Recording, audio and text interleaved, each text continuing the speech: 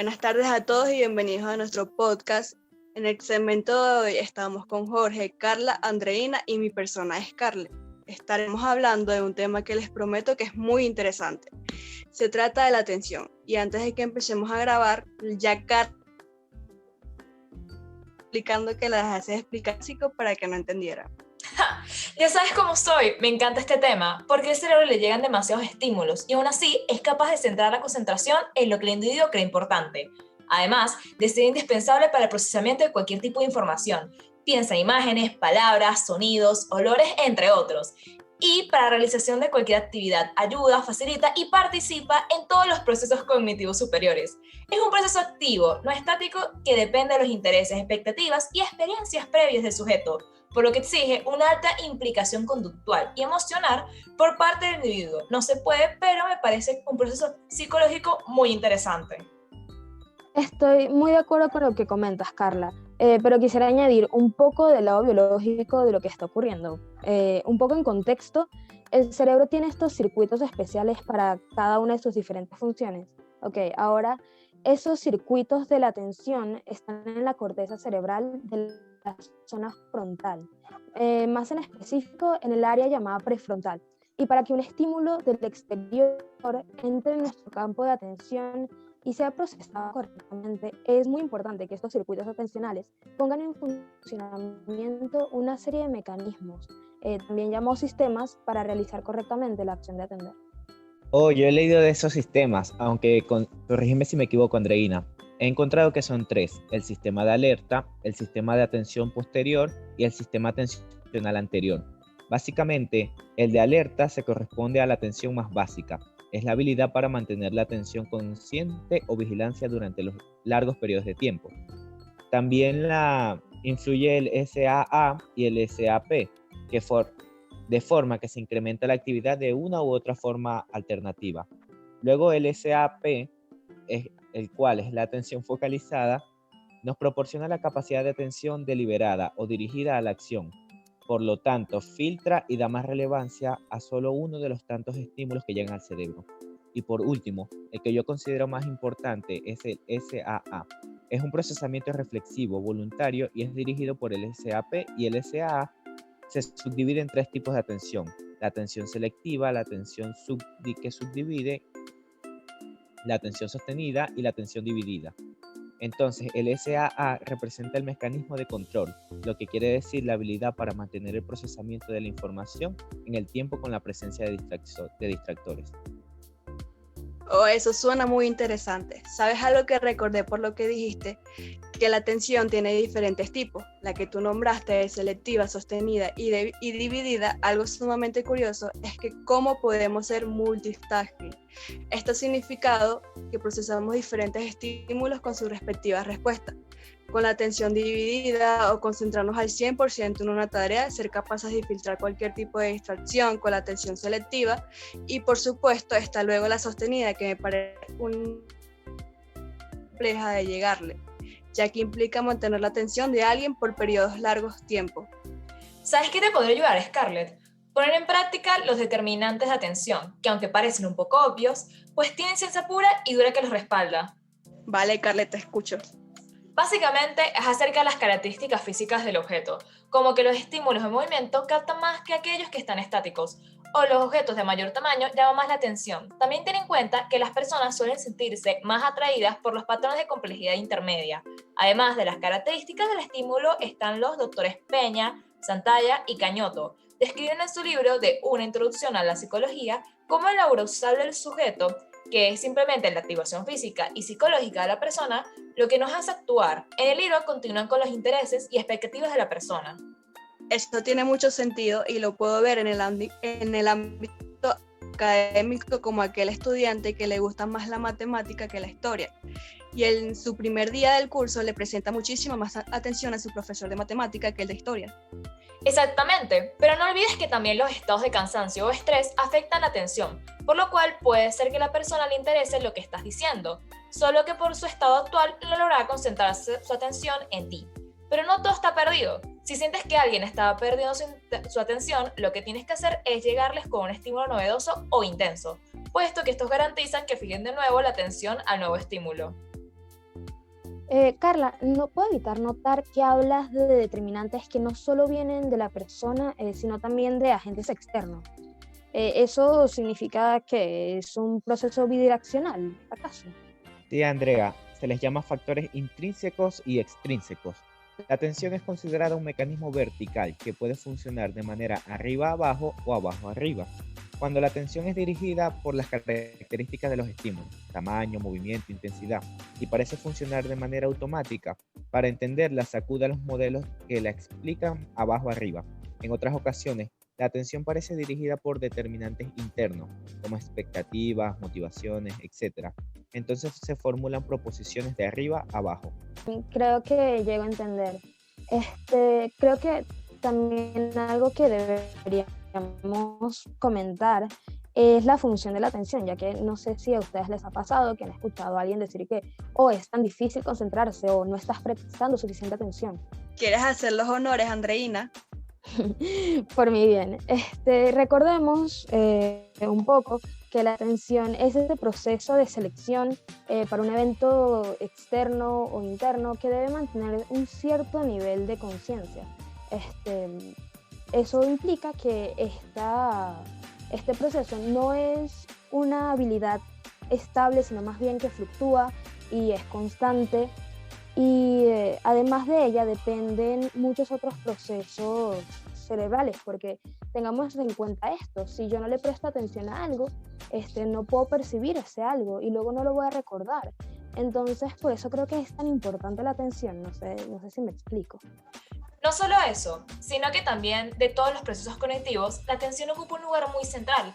Es por ello que cuando es afectada en consecuencia de una lesión o de algún trastorno, otros procesos cognitivos como la percepción, la memoria o el lenguaje se pueden ver afectados. Por ello la atención es un prerequisito funcional para el desarrollo de la mayoría de nuestras actividades diarias, aunque no nos demos cuenta. Eso es algo que me asombra, que la experiencia humana está determinada por la forma en que las personas dirigen su atención, pero aún así es evidente que no tienen un control completo sobre ella. Sé que ya hemos hablado de ello, pero que una persona puede estar súper desconcentrada en una tarea, pero que luego llegue un estímulo que no pueda quitar su atención del mismo, es algo realmente muy curioso. Claro, porque la atención tiene que ver con la experiencia inmediata del individuo, es un estado de conciencia actual. ¿Qué le parece si pasamos al siguiente punto, que es sobre la evolución de la atención en las distintas etapas del desarrollo? ¿Todos investigaron? No, vale, parecía que no nos conocieras. Mira, tengo que preguntar porque no comienzas si estás tan emocionada. Bueno, perfecto. Como se puede imaginar, la atención cambia en las diferentes etapas. Si la visualizamos en una curva, se parece un poco a la letra N, puesto que sube progresivamente, llega a un punto máximo y luego hay un declive. En la etapa maternal, que serían los niños de 0 a 3 años, su atención es significativa. Se pueden concentrar en tareas, sí, y les divierten y les atraen, pero si encuentran otra tarea que les atraiga más, pues van a olvidar la anterior y se van a ir a la siguiente, porque tienen el interés muy rápido. A pesar de esto, es la etapa donde comienzan a controlar la concentración, porque aparece la atención voluntaria. Yo encontré que hay estudios que dicen que la duración del tiempo de su atención va de 3 a 15 minutos, la cual, si la comparamos con un niño de preescolar, un niño de entre 3 a 7 años, que es de 6 a 35 minutos, son increíbles los cambios que pueden darse entre edades. Sí, bueno, es la maduración del cerebro, porque luego están los niños de edad entre los 7 y 11 años. La concentración en esta es más duradera, como es esperarse, entre unos 14 a 50 minutos. Muchas veces los niños de este entorno se pueden distraer por los estímulos que hay a su alrededor, pero no entren en pánico, que encontré algunos consejos para mantener la atención en esta etapa. Algunas obvias, como evitar las distracciones en el salón de clases, otras más interesantes, como diversificar las tareas, para que tengan más variedad y no siempre sea algo rutinario. Gracias por todos tus buenos consejos, Carla. Retomando la curva de la cual hablaba Andreina, para la adolescencia y la adultez la atención se mantiene constante hasta aproximadamente la última etapa de la adultez, en la cual la atención disminuye gracias al deterioro cerebral que sufrimos con la vejez. ¿Saben algo que encontré en el libro que nos recomendó Carla? Los modelos de filtro, los cuales se desarrollan para explicar el funcionamiento de la atención selectiva y tienen como punto de partida el modelo de procesamiento de la información de Broadbent. ¡Te leíste el libro que recomendé! A mí me gusta mucho como lo explican los autores, ya que te das cuenta que todos estos modelos tienen en común la concepción de la atención como un mecanismo de selección, análogo a un filtro, que impide que se produzca una sobrecarga del sistema. Sí, además se explica fácilmente que las propuestas básicas de los modelos, que son uno, cuando la información llega a la estructura central o canal donde tiene un lugar un procesamiento consciente, y dado que este canal tiene una capacidad limitada, no puede pasar por él toda la información recibida, sino solo una porción de ella. Y dos, es necesario que exista un mecanismo que permita filtrar y seleccionar información, de modo que no se produzca una sobrecarga de información. La atención es entonces un mecanismo regulatorio de la entrada de información. Sí, además yo encontré que existen muchos modelos de filtro, pero que cada uno quieren, por una parte, en cómo se concibe este filtro o la rigidez del mismo, y por otra, que también en qué fase de procesamiento se supone que se da esta selección del filtro. Hay algunos que dicen que es una selección temprana, otros dicen que es una selección tardía, y luego hay otros que es selección múltiple. Exacto, en los modelos de selección temprana se plantea que la selección se produce en las primeras etapas del procesamiento de la información. Cuando estamos en contacto con información, el sistema paralelo preatentivo lo analiza en función de sus rasgos físicos, localización espacial, color, orientación, entre otros, así captando las características simples de los estímulos. El análisis de información continúa con el sistema perceptual, atentativo, de capacidad limitada, el cual es el responsable de los análisis más complejos. Así es cuando decidimos si un objeto pasa al procesamiento cortical, terminando en el pensamiento. Sí, además quisiera recordar que únicamente los estímulos que están constituidos por alguna de las características que ha seleccionado el sistema preatentivo pasan al sistema atentivo para seguir su análisis e identificación. Esto significa más o menos que la operación de identificación se aplica tan solo a aquellos elementos que logra seleccionar esto. Bueno, yo encontré que los modelos de selección tardía dicen que la percepción es un proceso de capacidad ilimitada, que puede realizarse de forma automática y paralela, sin necesidad de selección. Sí, además de que según esta aproximación, la selección tiene un lugar en función de la relevancia de la información, después de que se ha llevado a cabo el análisis completo de la misma, tanto en función de sus características físicas como en función de sus características semánticas. Después de este análisis es cuando los estímulos más importantes se seleccionan y entran en la conciencia, por ende en el pensamiento. Y de esta forma, para los modelos de selección tardía, las limitaciones atencionales no se producen en el momento de la identificación de los estímulos, sino posteriormente, cuando el organismo debe seleccionar cuál es el estímulo que ha identificado que hará en la acción o se registrarán en el almacén a largo plazo. Por otro lado están los modelos de selección múltiple, que dicen que la selección puede tener lugar en cualquier momento del procesamiento, según interesa el sistema cognitivo. Así, el sistema cognitivo puede seleccionar los estímulos, bien a partir de sus características físicas o bien a partir de sus características semánticas. Eso es cierto, ya que para estos modelos las limitaciones que tiene el procesador humano vienen dadas no por la cantidad de estímulos que se deben realizar, sino por la cantidad de estímulos simultáneos a los que tiene que responder. Para conocimiento de nuestros oyentes, los modelos del filtro más importantes son el filtro rígido de Brouwer, filtro atenente de Treisman y filtro post-perceptual de Deutsch y Deutsch, filtro móvil de Johnson y Haynes. Esto se diferencia en donde colocan la selección, siendo los dos primeros de selección temprana. El de Deutsch nace en oposición al de Brouwer y es de selección tardía, y el de Johnson y Haynes es de selección múltiple. Antes de continuar, me acabo de dar cuenta que no hemos hablado de las características de la atención y no podemos continuar así. Cierto, pero eso es sencillo, porque es la amplitud, que es básicamente la cantidad de información que se puede captar al mismo tiempo. Luego tenemos la intensidad, que es la cantidad de atención que se puede dar a una tarea. El oscilamiento, si no me equivoco, que es cuando se puede cambiar la atención de una tarea a otra fácilmente. Y por último está el control, que es cuando la atención se pone en marcha en función de las demandas del ambiente. Creo que lo más importante de este control es que requiere de esfuerzo, guía los procesos, suprime las distracciones, inhibe las respuestas inapropiadas y permite mantener la atención a pesar del cansancio o aburrimiento. Continuando con nuestra temática, ¿están preparados para hablar de la atención en la educación? Pues creo que hemos hablado tácticamente de ello, pero si quieren especificar un poco más, por mi bien. Bueno, eso es cierto, ya que la atención como proceso se puede asumir fácilmente su gran importancia en el ambiente educativo, debido a que si los alumnos no están lo suficientemente atentos o el profesor no logra captar dicha atención, el proceso de aprendizaje no va a ser exitoso.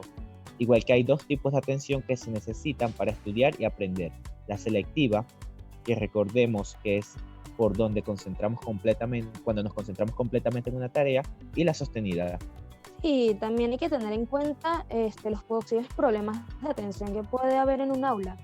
Siendo más específicos, el trastorno de déficit de atención, puesto que estos son individuos que pueden llegar a tener problemas en la escuela y en el hogar para prestar atención, concentrarse, pierden cosas, se les cuesta demasiado seguir instrucciones o sentarse quieto y suelen actuar sin pensar y enojarse o frustrarse fácilmente, y creo que eso es algo que tenemos que tener en cuenta como futuros profesores, ¿no? Además de que el TDAH es uno de los trastornos del neurodesarrollo más frecuente de la niñez. Habitualmente su diagnóstico se realiza en la niñez y a menudo dura hasta la adultez. Una de sus causas más frecuentes es la anatomía y la función del cerebro, ya que tienen un nivel inferior en las partes del cerebro que controlan la atención y el nivel de la actividad. Yo he encontrado que también influye la herencia, porque los niños con TDAH tienen probabilidad del 1 a 4 de tener un padre con el mismo trastorno, aunque también dicen que un nacimiento prematuro puede influir. Bueno, creo que en realidad no hemos extendido lo suficiente con lo que hemos dicho. No sé si quieren agregar algo más antes de cerrar. Si no es así, entonces quisiera concluir con que la atención es un proceso muy importante, no solo en la escuela, sino también en nuestra vida cotidiana. Esperemos que hayan podido aprender un poco más del mismo y nos despedimos.